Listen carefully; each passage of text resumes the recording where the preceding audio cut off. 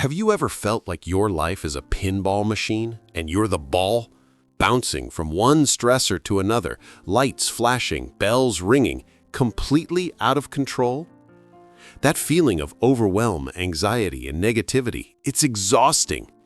I was there, and that's when I found the audiobook, How to Stay Calm and Positive in Life. And it honestly changed everything.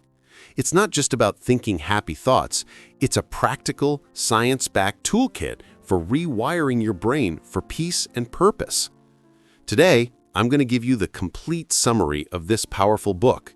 We're going to cover the 3 foundational pillars it teaches for unshakable calm and a genuinely positive outlook. And I promise you, by the end of this video, you'll have simple, actionable strategies you can use today. Stick around, because this might just be the most important 30 minutes you spend all week. Pillar 1. Master your internal world, the anchor. Alex, the first pillar is all about building an anchor within yourself, because, let's be real, you can't control the storm around you, the traffic, the difficult boss, the bad news, but you can learn to control your own ship.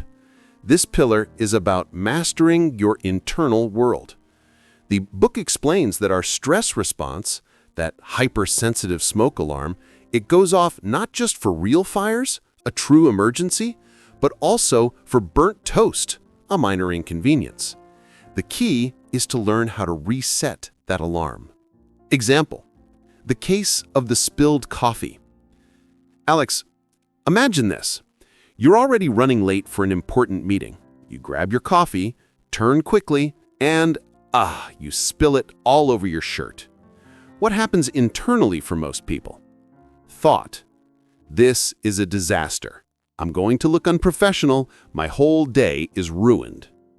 Feeling. Panic, frustration, anger. Result, you arrive at the meeting flustered, negative, and already defeated. The book teaches us that the spill itself is neutral. It's just an event. The meaning we assign it to, my day is ruined, is what creates the stress. The gap between the event and your response is where your power lies. Key concept 1. The thought awareness loop. Your thoughts create your feelings. Your feelings drive your actions. To break the cycle of negativity, you must first become aware of the thought. So, in the coffee spill scenario, instead of reacting, you pause. You notice the thought. I'm having the thought that my day is ruined. Just that simple act of noticing creates distance. It's like you're watching the thought instead of being the thought. Key concept 2. The 3-second breath reset.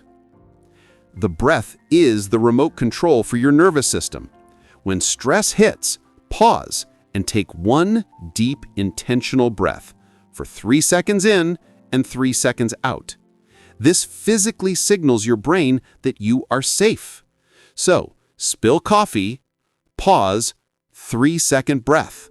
Now you've created space. Now you can choose a new thought. Practical toolbox for Pillar 1. The 3-second breath, your emergency reset button. Thought labeling. I'm noticing I'm having a stressful thought about. Reframing. Ask, is there another way to see this? Well, at least the coffee wasn't hot enough to burn me. This is just a minor setback. Pillar 2. Cultivate external sanctuaries. Okay, so you're starting to calm the storm inside, but you can't do it in a war zone.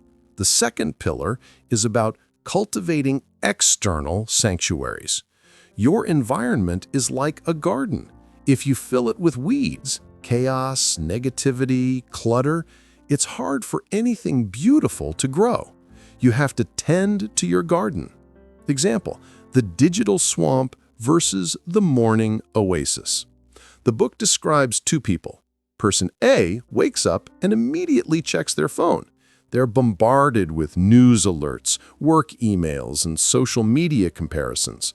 Their mind is cluttered and anxious before their feet even hit the floor. Person B has created a morning sanctuary. they don't touch their phone for the first hour. Instead, they might have a glass of water, look out the window for 5 minutes, or read a few pages of an inspiring book. Their mind starts the day from a place of calm and focus.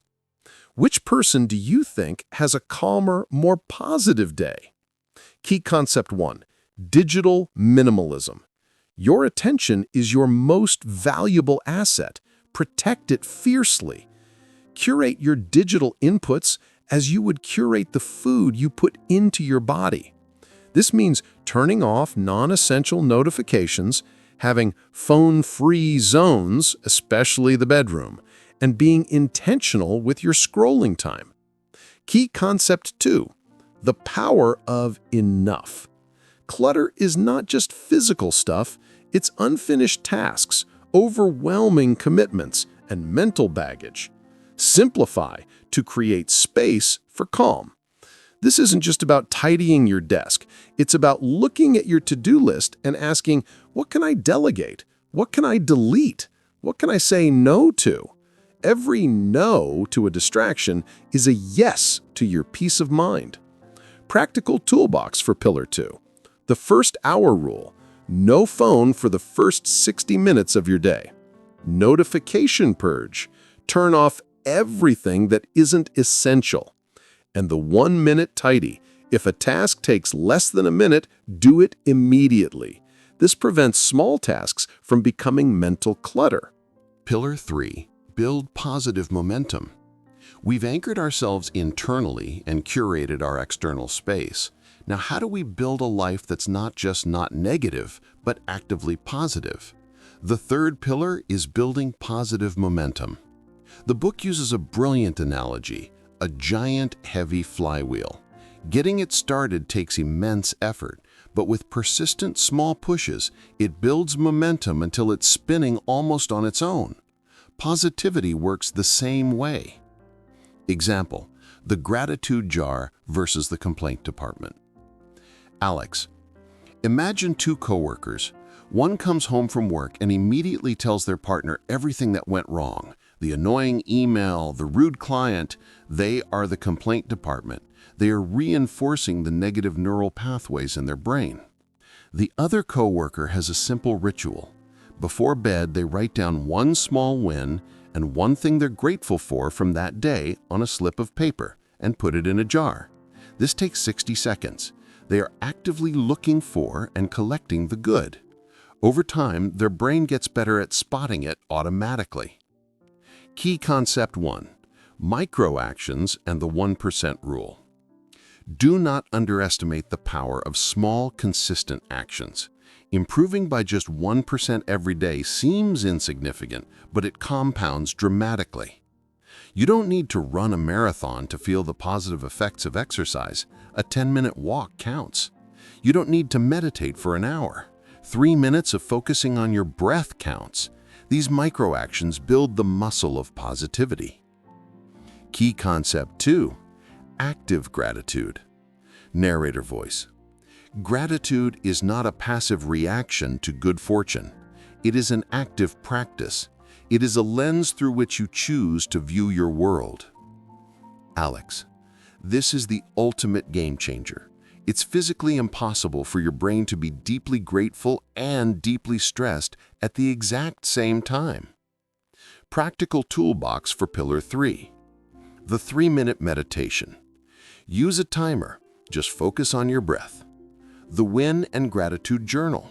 One small win, one thing you're grateful for, every day. The kindness boomerang. Do one small unprompted act of kindness daily. It boosts your mood as much as theirs. So let's bring it all together. Staying calm and positive isn't one magic trick. It's a tapestry woven from 3 strong threads. The internal anchor, Pillar 1, you master your inner world by pausing, breathing, and reframing your thoughts. The external sanctuary, Pillar 2, you tend to your garden by protecting your attention and simplifying your environment. The positive flywheel, Pillar 3, you build unstoppable momentum through tiny, consistent actions of gratitude, kindness, and micro wins. You start with 1, Maybe today you just practice the 3-second breath. Tomorrow you turn off your notifications. The day after, you write down one thing you're grateful for. This is how you build a life of calm and positivity, not by waiting for the storm to pass, but by learning to dance in the rain. If this summary resonated with you and you want to dive deeper in all the exercises, stories, and neuroscience behind these principles, I highly recommend listening to the full audiobook, How to Stay Calm and Positive in Life. You can find it on all major audiobook platforms. Now, I have a challenge for you. In the comments below, tell me one small thing you will do today from one of the 3 pillars. Will you take a 3-second breath? Will you delete a distracting app? Will you write down one win? Sharing it makes it real. If this video brought you value, please give it a thumbs up and subscribe to the channel for more content like this. It really helps us out. Thank you for watching. Remember, your calm and positive life is built one small intentional moment at a time. Take care, and I'll see you in the next video.